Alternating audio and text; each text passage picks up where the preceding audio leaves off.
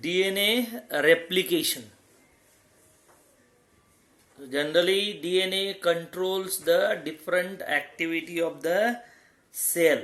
So different activities, they are controlled by the DNA molecule. Remember this. So it controls RNA synthesis, protein synthesis, etc. So such a type of activities, they are controlled by the DNA molecule. Remember this. So this type of DNA, it produces exact copy or replica. That process, it is known as DNA replication. Remember this. So generally this type of DNA replication when occurs, when cell divides, at that time it forming two daughter cell, and at that time this DNA also replicate, or the DNA replication also occurs during the cell division process. So at that time the DNA replicate and forming the two daughter DNA molecules, so that this DNA, it can be distributed equally in the daughter cell, as the DNA, it is hereditary or genetic material. So it carries hereditary information from the parents to the daughter cell. So that's why replication of DNA also occurs during the time of cell division. Remember this. So generally DNA perform important function. Like first important function of DNA, it is heterocatalytic function. Heterocatalytic function, that means when DNA direct the synthesis of other molecules. Inside the cell, different types of other, these synthesis of other molecules, it takes place inside the cell, and that synthesis, it is directed by the DNA other than DNA replication. So other than DNA replication, whatever synthesis of other molecules like RNA or protein takes place, these types of this synthesis, it is directed by the DNA. So this type of function of DNA, it is known as heterocatalytic function. Like for example, transcription, that is synthesis of RNA, or synthesis of protein, it is called as a translation. So such a type of process, they are directed by DNA. That function, it is known as heterocatalytic function of the DNA. Remember this. Then there is autocatalytic function of DNA. Autocatalytic function of DNA, that means autos means self, heteros means different, autos means self. So generally DNA, it mainly catalyzes the synthesis of a DNA molecule or its own replication. That's why that function of DNA, it is known as autocatalytic function of this DNA. Autos means self, that means DNA replication, it is directed or catalyzed by the DNA itself. So that function, it is known as autocatalytic function. For example, DNA replication. Remember this. So generally there is a process by which DNA duplicates. That means it forming two exact copy or a replica of itself. So this is one parental DNA, it forming two daughter DNA. So this exact copy or a replica of this DNA molecule, it mainly occurs during the process. That process we call it as a replication of the DNA. So this is known as the replication of DNA, and generally this replication of DNA in eukaryotes, it mainly occurs only once in the cell cycle. So you know that last time or in last year you have studied cell division. So in that you already studied the cell cycle, interphase and M phase of the cell cycle. So during that there is a replication. Generally in the during the interphase of cell cycle, replication of DNA occurs only once, and it occurs in which phase of the interphase? So interphase S phase, that means synthetic phase or S phase of interphase. During that S phase of interphase, a replication of DNA occurs. Remember this. So they may ask in MCQ, DNA replication occurs in dash phase of the cell cycle. It occurs in the interphase of cell cycle, and in which phase of interphase? S phase of the interphase. Remember this. Now this replication of DNA, it is semi-conservative. Semi means half. Conservative means conserve half the strand. See, these are the two parental strand of DNA. And out of these two parental strand, generally these strands, parental DNA strands, they conserve in the daughter DNA. See, one strand it is conserved from the parent. And this is the newly synthesized DNA strand. Same manner, this is one old strand conserved from the parental DNA, and this is the newly synthesized DNA strand. That means during replication, when two daughter DNA molecules they are formed, each of the daughter DNA molecule having one strand conserved from the parent, and only one strand it is newly synthesized DNA strand. That means in the daughter DNA 50% strand is old and 50% strand is new. That's why this method of replication it is known as semi-conservative replication of DNA. Now this semi-conservative replication of DNA, it is discovered by scientists Watson and Crick. So scientists Watson and Crick discovered such a type of semi-conservative replication of DNA. So it occurs by using the following steps or following phases. First step of the DNA replication, it is known as activation of nucleotides.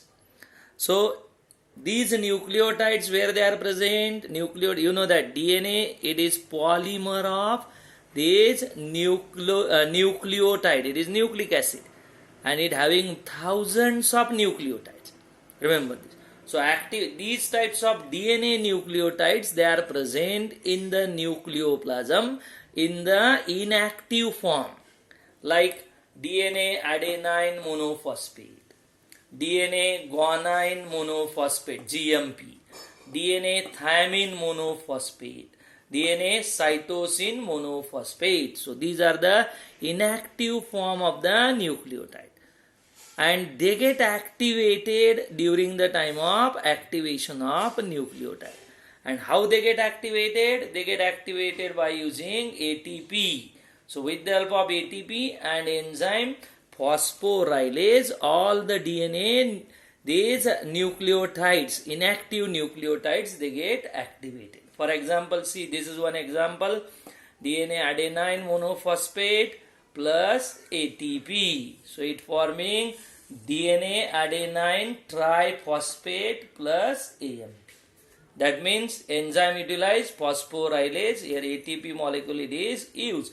So in this way, this AMP get converted into DNA nucleotide adenosine triphosphate. Likewise, DGTP, DATP, adenosine triphosphate. Then DGTP, guanosine triphosphate. DCTP, that means cytosine triphosphate. And DTTP, that means thymine triphosphate. Such a type of these activated nucleotides, they are formed during the first step. That step it is known as activation of nucleotides. So which material required for activation? You need ATP molecule as well as you need enzyme. Remember the name of enzyme, phosphorylase enzyme required for activation of nucleotide. Then next point, it is known as this point of origin or point of initiation. Initiation point or point of origin. So generally DNA replication begins at a point. That point it is called as O point or origin point. And it ends or terminates at a point. That point it is known as a T point. So where DNA replication starts at point, specific point, it is known as origin or O point, and it ends or terminates at point, it is known as T point. Remember this. So generally the unit by which the DNA replication occurs, that unit of replication of DNA, it is known as this replicon. So unit of DNA in which replication occurs, that unit it is called as a replicon. So in case of these eukaryotes, eukaryotic DNA shows many replicons, but the prokaryotic DNA having only one replicon. Remember this. That means there are several origin points, that's why formed during the time of replication of eukaryotic DNA. But as there is only one replicon in case of eukaryotic DNA, prokaryotic DNA having only one replicon, that's why only one initiation or origin point it is there in the prokaryotic replication. But in case of this eukaryotic DNA, it having these many replicons, they are present in this eukaryotic DNA. They are placed one behind the other. Remember this. Then generally during the time of that means this replication, it starts or begins at a specific point on the DNA molecule, and at that point, that means at the O point, here endonuclease enzyme, it nicks means cuts the DNA. One of the strand of DNA, it is cut with the help of this enzyme. Endonuclease cut the DNA molecule at this origin point or O point. It nicks one of the strand of DNA, and it at the phosphodiester bond or sugar phosphate bond. So you know that DNA nucleotides, they are connected or joined with each other with the help of bond. This bond called as a phosphodiester bond. So in the DNA molecule, thousands of nucleotides they are there, and these thousands of nucleotides, they are connected with each other with the help of this phosphodiester bond, and at specific point with the help of this endonuclease enzyme, specific nick occurs on the one of the strand of DNA at the phosphodiester bond. Remember this. Then next step, it is called as a unwinding of the DNA molecule. Next step, it is known as unwinding or unzipping of the DNA molecule. Unwinding or unzipping of the DNA molecules. Remember. So this unwinding or unzipping of the DNA molecule, it occurs or it starts because of the enzyme known as DNA helicase. So this helicase enzyme, what is its role? It breaks the hydrogen bond between the nitrogen base. You know that. In the DNA strand, adenine joins with the thymine by 2 weak hydrogen bond. Guanine joins with the cytosine by using 3 weak hydrogen bond. So when these types of hydrogen bonds, they are broken down during the time of unwinding, as a result, these types of bonds, when they are broken down, the strands of DNA molecule, they get separated from one another. And when the strands, they get separate, and they shows unwinding. So due to this unwinding or unzipping process, Y shape, can you see this? Y shape replicating fork is formed. So this type of Y shape replicating fork, it is formed because during the time of unzipping, and it is because of the which enzyme? DNA helicase. It breaks the hydrogen bond. As a result, strands of DNA, they get separated, and they shows unzipping or unwinding. Remember this. Now these two separated strands, they do not get helically twisted around each other during the replication. Why? Because of special protein known as SSBP. That is single strand binding protein. So SSBP, that is single strand binding protein. So this type of single strand binding protein, it do not allow the separated strand to get recoil. This protein, it mainly prevent binding of the separated strand. So this binding of the separated strand, it is prevented with the help of which protein? SSBP. They may ask same question in MCQ. A separated DNA strand during the time of unzipping, they prevent from recoiling because of dash protein. So they get prevented because of which protein? SSBP, that is single strand binding protein. Prevent this separated strand to get recoil. Then next point, it is called as the replicating fork. So the at the O point, when replication start and this DNA helicase breaks the hydrogen bond, so that strands they get separated. As a result, Y-shape replicating fork it is formed. And this Y-shape replicating or replication fork generally it shows this that means this type of strand, Y-shape replicating strand, it has exposed unpaired nitrogen bases. So this exposed unpaired nitrogen bases present on that strands of Y-shape replicating fork, and these exposed unpaired nitrogen bases, they act as a template or mold for synthesis of new DNA or daughter DNA. So these exposed nitrogen base of the separated strand, they act as a mold or template for synthesis of new or daughter DNA molecule. Now synthesis of new strand. Next, number 5th step, it is known as how these new strands they are synthesized. So opposite to these exposed nitrogen bases present on the template strand, complementary nucleotides they are attracted. Like, see the complementary nucleotide, that means here you can see here adenine is there, adenine attract thymine. Cytosine is there on the template strand, it attract guanine.